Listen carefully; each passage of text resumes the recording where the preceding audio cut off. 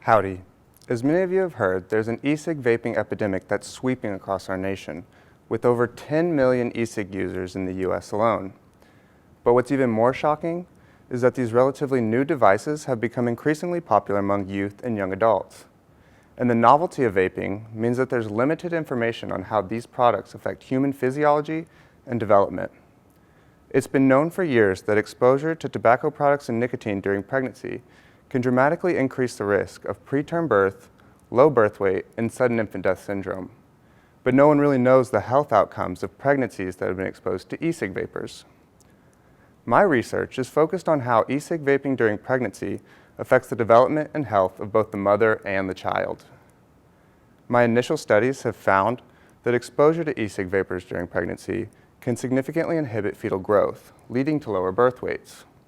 Using advanced ultrasound techniques, I've also found that exposure to E-Cig vapors can alter the blood flow in the mother and the fetus during pregnancy, which may reduce the delivery of oxygen and nutrients needed for proper development.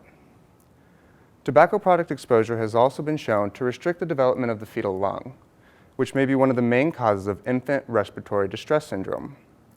Now, I want all of you to take a deep breath with me. Breathe in and out. Every time we breathe, the tiny grape-like structures within our lungs are being filled with fresh air.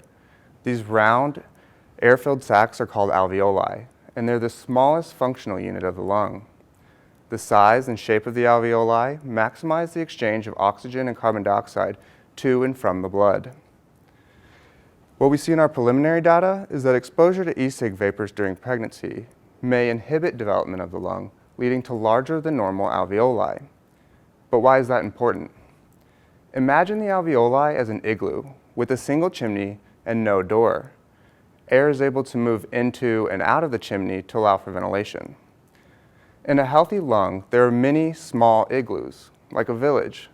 This increases surface area and allows for adequate ventilation of all igloos. In lungs that have been exposed to E-Cig vapors, these igloos would appear to be much larger. This makes it harder for the same amount of fresh air to circulate within the igloo. In the same way, newborn lungs exposed to E-Cig vapors during pregnancy may not be able to exchange oxygen and carbon dioxide efficiently due to the abnormalities in the structure of their alveoli. By taking this exciting new data and combining it with previous tobacco-related research, I'm now trying to identify what physiological mechanisms are altered during lung development and how we might improve the health outcomes of those individuals who've been exposed to E-Cig vapors during pregnancy. That way, we can all breathe a little easier. Thank you.